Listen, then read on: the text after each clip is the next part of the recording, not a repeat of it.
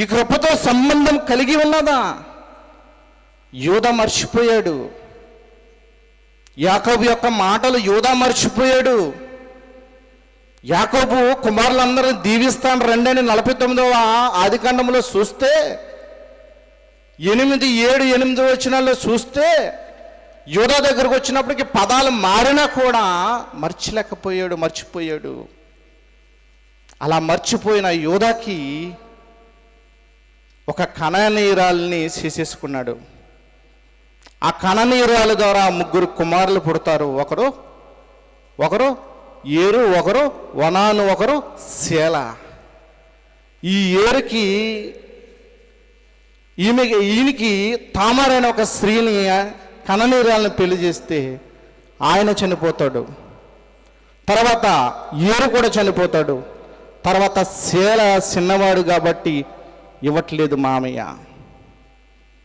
కానీ వంశావళి గురించి, క్రీస్తు యొక్క క్రిస్మస్ గురించి, క్రీస్తు యొక్క కృప గురించి, ఎక్కడైతే పేతురు గారు సంబంధించిన ఈ కృప గురించి ఎలా శ్రమపడ్డది, ఇదే పేతురు రాసిన పత్రికలో చూడండి.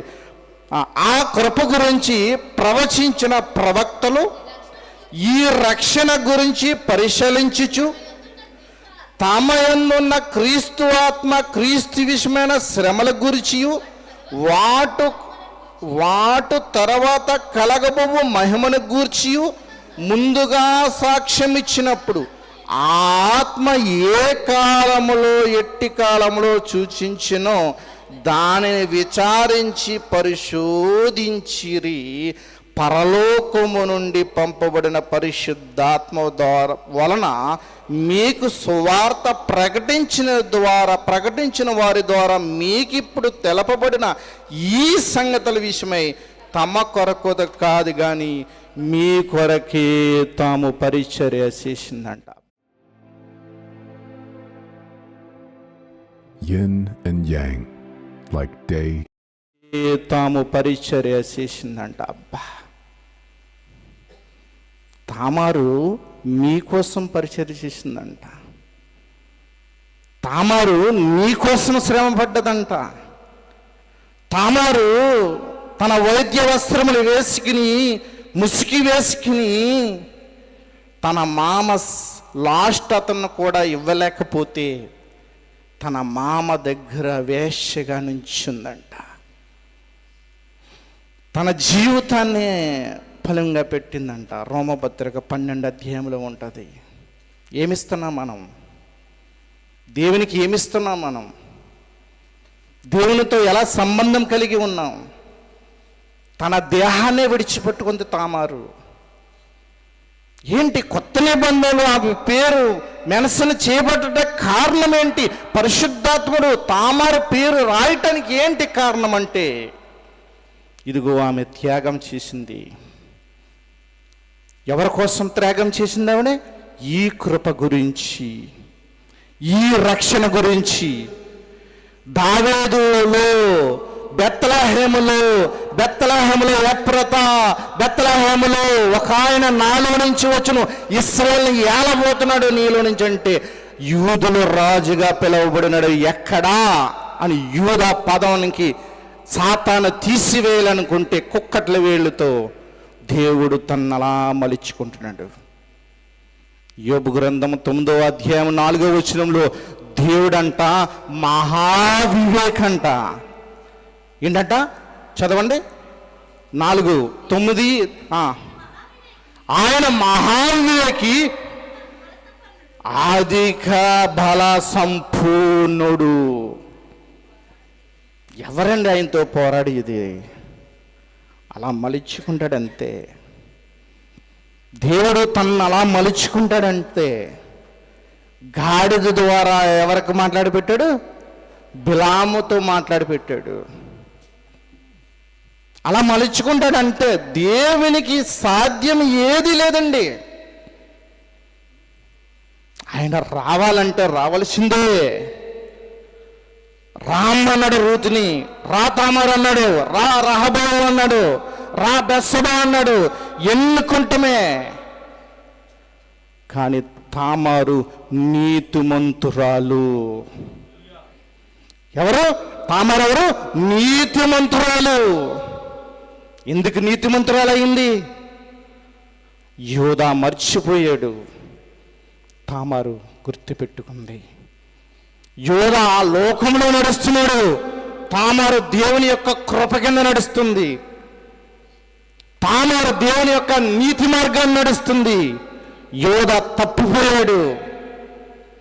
అప్పుడు యోధా అంటాడు, ఈమె నాకంటే నీతిమంతురాలు. మరి అటువంటి నీతిమంతురాలు ఈరోజు నువ్వు గుర్తు చేసుకోకపోతే ఎలా? నీతిమంతులను గుర్తు చేసుకుంటాం. కీర్తన గ్రంథంలో ఉన్నది మర్చిపోయినది ఏంటది? ఆశీర్వాదం అంట. నీతిమంతురాలు నువ్వు గుర్తు చేసుకోవాలి. ఆ నీతిమంతురాలు గురించి కొన్ని మాటలు మనం చూద్దాం. అంతకంటే ముందు మత్తయి సువార్త మొదటి అధ్యాయము, మత్తయి గారు రాస్తున్నారు 2వ వచనం. అబ్రహాం ఇస్సాకుని కనును, ఇస్సాకు యాకోబుని కనును, యాకోబు యోధా తన అన్నదమ్ములను కనును, యోధా తామారునందు పెరిషిని జెరుహును కనును, పెరిషి ఎస్రమును కనును, ఎస్రము ఆరామును కనును, ఆరాము అమినాదమును కనును, అమినాదబు నయేసుని కనును, నయేసు సల్మన్ను కనును, సల్మను రాహబావునందు భోజను కనును, బోయజు రూతునందు ఉబేదుని కనును, ఉబేదు యస్సిని కనును, యస్య రాజైన దావీదుని కనును. అబ్బా, ఇదండి క్రిస్మస్ గురించి పోరాడారు. క్రిస్మస్ దినాల్లో కొత్త బట్టలు బోల్డ్ వచ్చేస్తాయి నాకు ముఖ్యంగా బోల్డ్ వస్తాయి. మా అమ్మగారు, మా అత్తమ్మ గారు చాలామంది ఉన్నారు. నాకు ఒక్కొక్క షర్ట్ పంపుతారు, ప్యాంట్లే పంపరు. అందుకని ఒకే బ్లాక్ ప్యాంట్ కుట్టించేసుకుంటువే. అందుకని మన జీవితంలో మనం క్రిస్మస్లో కొత్తగా తయారవటం కాదండి, దేవుని విషయంలో నీతిమంతురాలుగా మనం తీర్చిదిద్దబడాలి. దేవునిలో మనం అంతకంతకు ఎదగాలి. శ్రమ వచ్చింది, నిలబడ్డది. పెద్ద కుమారుడు చనిపోయాడు, మర్ది గారు చనిపోయారు, సెలా ఇవ్వట్లేదంటే ముసుగు వేసుకుందండి, ముసుగు వేసుకున్నదండి. రండి ఆదికాండానికి వెళ్ళి ముగించుకుందాం. ఆదికాండము 38వ అధ్యాయము, ఆదికాండము 38వ అధ్యాయము. రండి. అంతకంటే ముందు ఒకసారి అధ్యాయానికి వెళ్ళక ముందు 24 అధ్యాయానికి రండి. హెచ్చరిస్తున్నాడు అబ్రహాము. 24 ఎవరిని పెళ్లి చేసుకోకూడదో చెప్పేస్తున్నాడు. 24 3వ వచనం. ఆదికాండము 24 అధ్యాయం 3వ వచనం.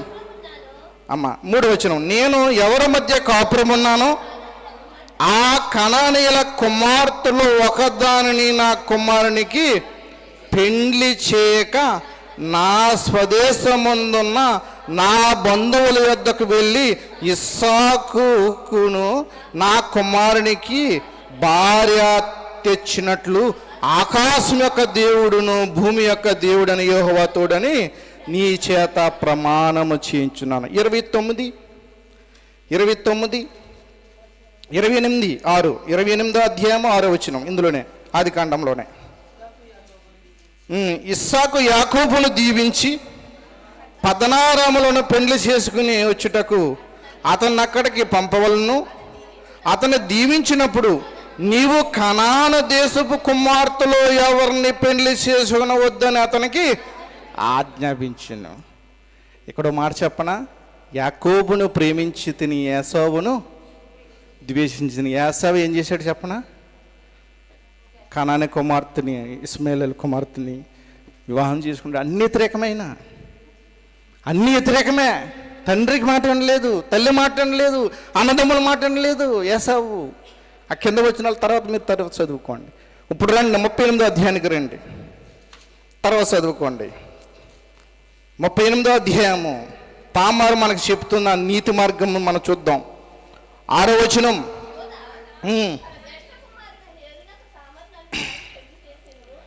38వ అధ్యాయం మొదటి చదువు.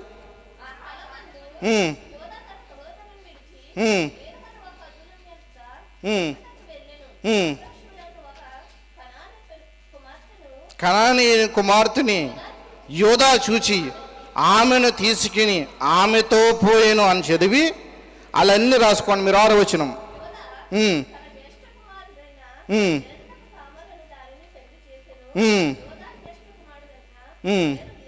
యెహోవా దృష్టికి చెడ్డవాడు గనుక యెహోవా అతన్ని చంపును. తర్వాత 9 వచనం. తనకు కానేరదని ఎరిగి ఆమెతో పోయినప్పుడు తన అన్నకు సంతానము కలగజేయకున్నట్లు తన రెతిష్ను నేలను విడిచెను. మహాభయంకరమైన దుష్టుడు పట్టాడు, ఏరును పట్టాడు దుష్టుడు, అపవాది వనాలను పట్టాడు దుష్టుడు. ఇంక శాలని ఇవ్వకోకుండా యోధ తప్పిస్తున్నాడు. సిద్ధపడ్డది కృపకి. ఆ వంశవల్లో నేను ఉండాలి, ఆ పరలోకములో ఆ జీవగ్రంథములో నా పేరు ఉండాలి. మనం ఎలా బ్రతికామని కాదు, దేవునిలో ఎంత పోరాడుతున్నాం అన్నది నగ్గాలి. మనం ఎలా జీవించామన్నది ఒక ఎత్తు అయితే, దేవునిలో నువ్వు ఎంత ప్రార్థన పరురాలు, ఎంత ప్రార్థనుడు నువ్వు గుర్తించుకోవాలి. ఏం చేసావా అని అడిగితే యేసుప్రభు గారు బాగా తిరిగేసి బాగా తాగి తందనలాడి లాస్ట్ ఎలా వచ్చేసాను ప్రభా, జస్ట్ 3 నెలలు నిన్ను అంగీకరించినంటే గెట్ అవుట్ అంటాడు. ఇంకో పదం ఏంటి చెప్పనా? అక్రమములు చేయవారులారా వెళ్ళిపోండి, మీరొద్దు. ముగించుకుందాం ఇందులోనే. 26వ వచనం. ఏటినమ్మా? ముద్ర, దారం, చేతికర్ర. ముద్ర తండ్రైన దేవునికి, కర్ర దారం మార్గానికి, యేసుక్రీస్తు ప్రభువు వారికి నేనే మార్గము, నేనే జీవము, నేనే పునరుద్ధానమైన. చేతికర్ర పరిశుద్ధానికి సాదృశ్యంగా ఉంది. ఈ 3 పట్టుకుంది. తర్వాత 26వ వచనం.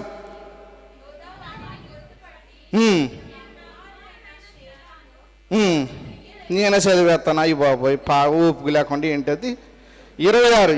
యోధా వాటిని గుర్తుపట్టి, నేను నా కుమారుడని శేలను ఆమెకి ఇయ్యలేదు గనుక ఆమె నాకంటే నీతిమంతురాలని చెప్పి మరి ఎప్పుడు ఆమెను కూడలేదు. ఆమె ప్రసన కాలమందు కవలలో వారు గర్భమందుండి ప్రవశించినప్పుడు ఒకడు తన చెయ్య బయటికి చాచును గనుక మంత్రసాని ఎర్ర నూనె తీసి వాని చేతికి కట్టి ఇతడు మొదటి వాడని చెప్పును.